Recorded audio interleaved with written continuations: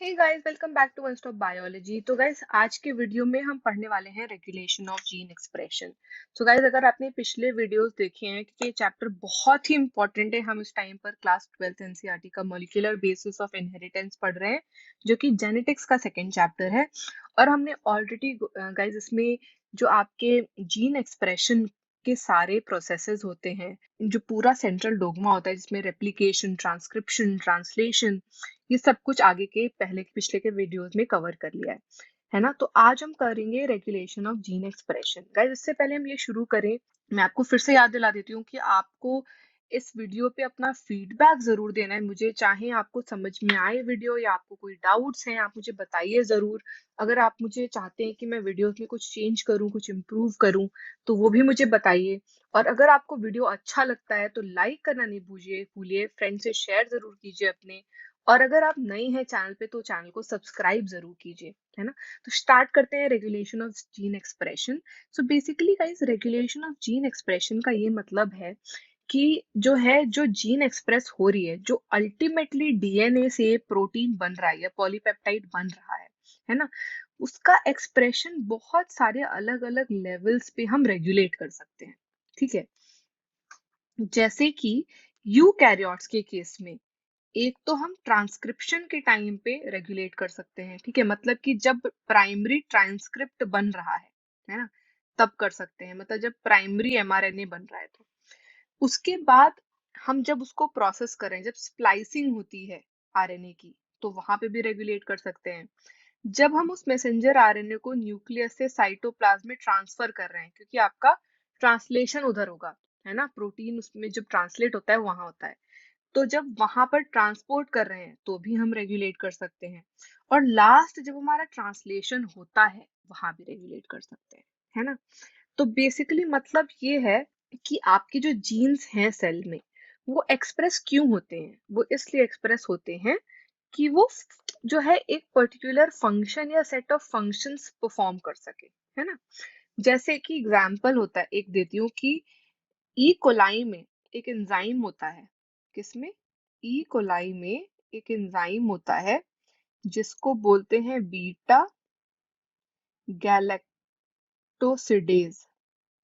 ये एंजाइम क्या करता है कि कैटलाइज करता है हाइड्रोलिसिस ऑफ डाइसैकेराइड और लैक्टोज। किसमें? मोनोसैकेराइड्स, गैलेक्टोज, ग्लूकोज, इसमें जो है बेसिकली तोड़ता है ना। और ये जो आपका बेसिक सैकेराइड्स हैं, गैलेक्टोज, ग्लूकोज, ये फिर एनर्जी सोर्स के जैसे बैक्टीरिया यूज करता है। ठीक है, तो मतलब कि जो आपका एक्सप्रेशन है जीन का, वो किस पे डिपेंड करता है। मतलब कि आप मान लीजिए कि अगर बैक्टीरिया के पास लैक्टोज नहीं है तो आप उसको नहीं जरूरत है इस एंजाइम की, तो वो नहीं बनेगा, है ना। मतलब कि इसका मतलब ये है कि आपका जो मेटाबॉलिक, जो फिजियोलॉजिकल या जो इन्वायरमेंटल कंडीशंस के अकॉर्डिंग बॉडी को रिक्वायरमेंट हो रही है, उसके अकॉर्डिंग बॉडी जीन्स में जो जीन्स हैं वो एक्सप्रेस होते हैं। तो बेसिकली जो डेवलपमेंट हो रहा है, जो डिफरेंशिएशन हो रहा है, जब एम्ब्रायो से एडल्ट में बनता है, तो भी कोऑर्डिनेटेड रेगुलेशन होता है जीन का, है ना। और एक्सप्रेस करता है वो उसके तरीके से। तो बेसिकली आपका जो बाहर का इन्वायरमेंट है, बॉडी की जो रिक्वायरमेंट है, उसके अकॉर्डिंग ही जीन एक्सप्रेस करते हैं। अब प्रोकैरियोट्स में क्या होता है, यूकैरियोट्स में तो हमने समझ लिया कि कहाँ कहाँ हो सकता है। प्रोकैरियोट्स में क्या होता है कि जो आपका ट्रांसक्रिप्शनल इनिशिएशन है ना, जो रेट ऑफ ट्रांसक्रिप्शनल इनिशिएशन है, जो ट्रांसक्रिप्शन इनिशिएट होता है उसका रेट जो है ना, उसका कंट्रोल बहुत ही प्रोमिनेंट साइट है जीन एक्सप्रेशन को कंट्रोल करने के लिए। तो जब आपका जो ट्रांसक्रिप्शनल इनिशिएशन होता है, इलोंगेशन होता है, टर्मिनेशन होता है ना, ट्रांसक्रिप्शन में, तो जो इनिशिएशन होता है वहां पर, मतलब कि जो आपका ट्रांसक्रिप्शन यूनिट है, जो ट्रांसक्रिप्शनल यूनिट है, उसमें जो आरएनए पॉलीमरेज की एक्टिविटी है, किस चीज की? जो एक्टिविटी है आरएनए पॉलीमरेज की, तो वो एक प्रमोटर को किस टर्म में रेगुलेट कर रही है, वो बेसिकली इंटरैक्शन उसका एक्सेसरी प्रोटीन से किस तरीके से हो रहा है उसके बेसिस पे रेगुलेट होता है। और वो अफेक्ट कर देता है जो है आपका जो इनिशिएटर साइट है ना, जो स्टार्ट करने का साइट है, उसको रिकॉग्नाइज करना ही एक्सेप्ट वो जो है अफेक्ट कर देता है। ठीक है, अब ये जो रेगुलेटर प्रोटीन्स होते हैं, ये पॉजिटिवली भी एक्ट कर सकते हैं एज इन एज एक्टिवेटर्स, और नेगेटिवली भी एक्ट कर सकते हैं मतलब एज रिप्रेसर्स। मतलब वो एक्टिवेट भी कर सकते हैं एक चीज और वो रिप्रेस भी कर सकते हैं। ठीक है, जैसे कि प्रमोटर रीजन जो है प्रोकैरियोटिक डीएनए में, उसकी एक्सेसिबिलिटी बहुत बारी हमने क्या बोला कि प्रोटीन्स के इंटरैक्शन से होती है, और ये इसको हम टर्म देते हैं ऑपरेटर्स का। क्या टर्म देते हैं इसको? ये बोलते हैं ऑपरेटर्स हैं।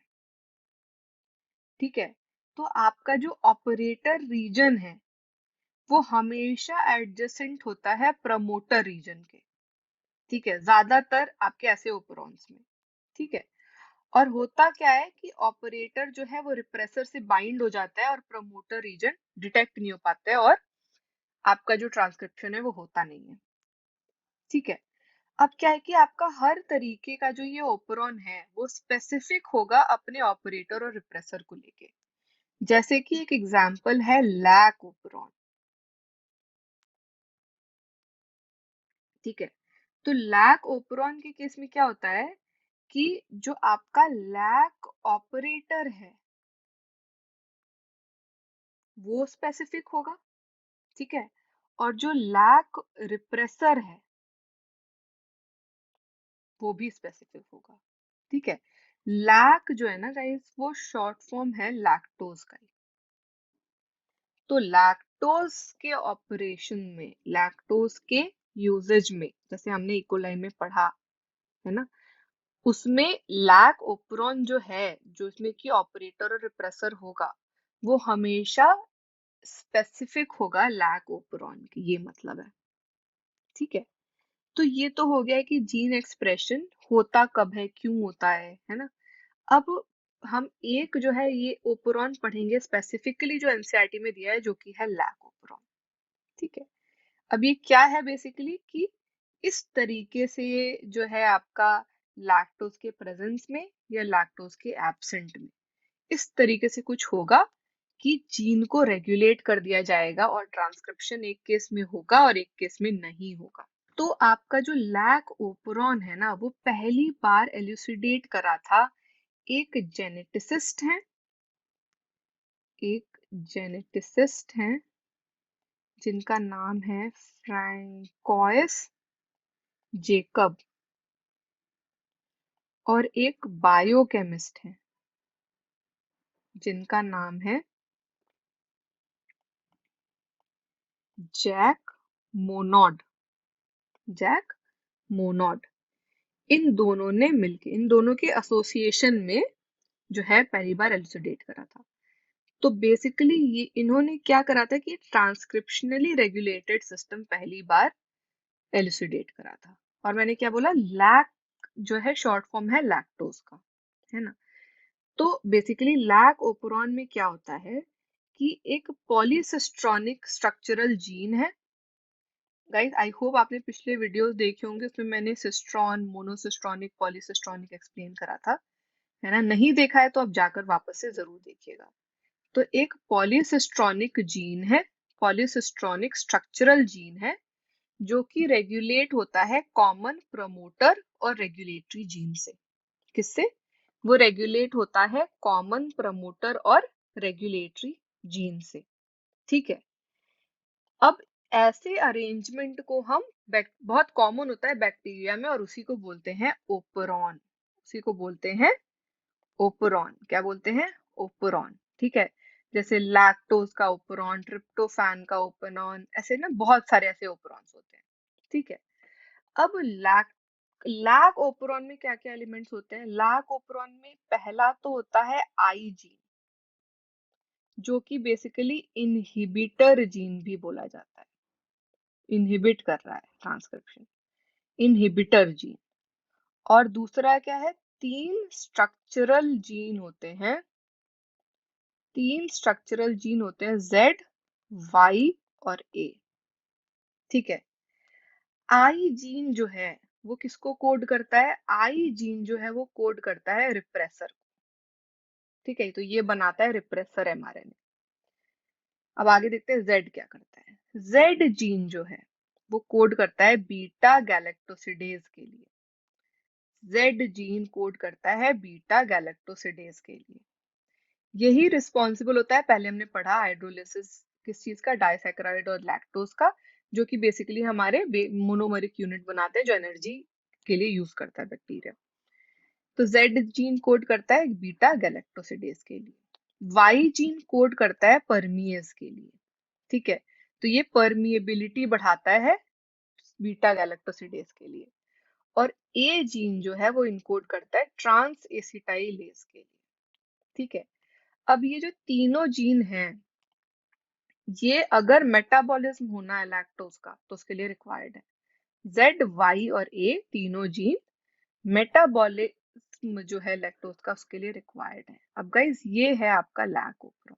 ठीक है, यहाँ पर आप क्या देख रहे हैं, आई जीन है इनहिबिटर, प्रमोटर, ऑपरेटर, है ना, और फिर जेड वाई और ए।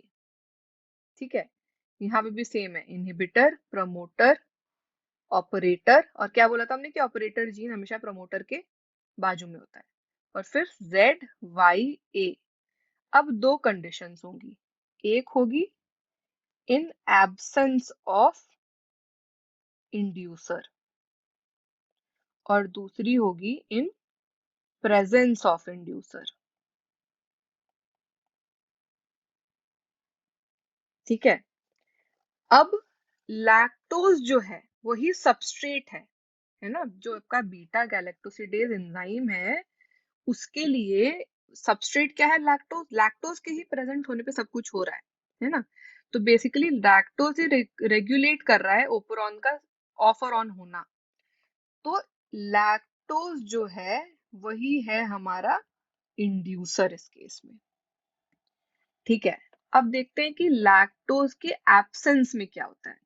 तो बेसिकली क्या हो रहा है कि मान लीजिए आप ग्लूकोज नहीं है, ठीक है, मीडियम में, और लैक्टोज हमने प्रोवाइड कर दिया उस मीडियम में जिसमें बैक्टीरिया है, जिसमें इकोलाई है, तो लैक्टोज ट्रांसपोर्ट हो जाएगा परमिएज के थ्रू सेल के अंदर, और जैसे ही ट्रांसपोर्ट होगा वो इंड्यूस कर देगा ओपरॉन। ठीक है, अब हो कैसे रहा है, तो अगर लैक्टोज नहीं प्रेजेंट है, याद रखिएगा गाइस, तो आपका आई जीन जो है वो क्या बना रहा है, वो रिप्रेसर है, रिप्रेसर एमआरएनए के लिए कोड कर रहा है। ये आपका रिप्रेसर बना रहा है। अब ये रिप्रेसर क्या कर रहा है, ये बाइंड कर रहा है ऑपरेटर रीजन से जाकर, ये ऑपरेटर रीजन जो आपका ओ रीजन है उसे बाइंड कर रहा है, और क्या कर रहा है, ट्रांसक्रिप्शन प्रिवेंट कर रहा है। मतलब जो आपका आरएनए पॉलीमरेज है ना, उसको ट्रांसक्राइब करने से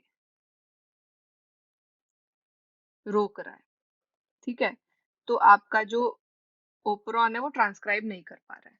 ठीक है, अब देखते हैं कि इंड्यूसर के प्रेजेंस में क्या हो रहा है। जैसे ही लैक्टोज आया एनवायरनमेंट में, ठीक है, तो आपका यहाँ रिप्रेसर तो बन रहा है, रिप्रेसर एमआरएनए अभी भी कोड हो रहा है, रिप्रेसर बना भी रहा है, लेकिन लैक्टोज आ गया। फिर से लिख रही हूँ, इंड्यूसर क्या है, लैक्टोज, और ये क्या करा इसने, रिप्रेसर को इनएक्टिव कर दिया बाइंड होकर। तो इनएक्टिव रिप्रेसर है अब ये गया ही नहीं ऑपरेटर के पास, और प्रमोटर रीजन काम कर गया, और आपका ट्रांसक्रिप्शन हो गया। ट्रांसक्रिप्शन होते ही लैक एमआरएनए बना, और जेड वाई और ए जो जीन थे वो एक्टिव हो गए। जेड हमारा कोड करता है बीटा गैलेक्टोसिडेज को, तो ये बन गया। वाई करता है परमीएज को, तो ये भी बन गया, और ए करता है ट्रांस एसिटाइलेज को, तो ये भी बन गए। ठीक है, तो जैसे ही इंड्यूसर आया, इन प्रेजेंस ऑफ इंड्यूसर हमारा ट्रांसक्रिप्शन हो गया।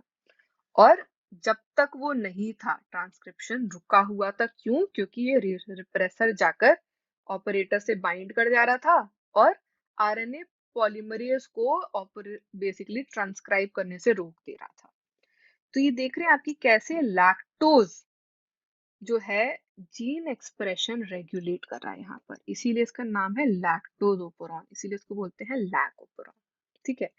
अब क्योंकि यहाँ देखिए कि लैक्टोज जो है वो रिप्रेस, बेसिकली ये रिप्रेस हो रहा है, तो इस टाइप को हम बोलते हैं नेगेटिव रेगुलेशन। हमने बोला था ना पहले कि रेगुलेशन पॉजिटिव भी हो सकता है और नेगेटिव भी हो सकता है ना।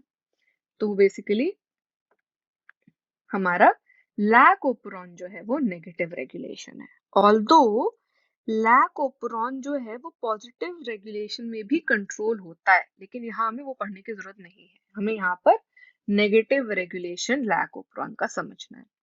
सो गाइज इसके साथ ये वीडियो मैं खत्म कर रही हूँ और आई होप आपको लैक ओपरॉन अच्छे से समझ में आया होगा।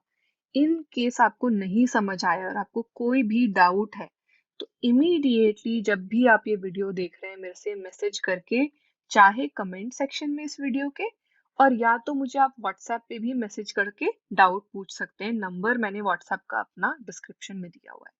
दोनों में से किसी भी एक जगह पर मुझे मैसेज करके अपनी डाउट्स पूछ लीजिए और मैं अभी के अभी डाउट्स क्लियर कर दूंगी।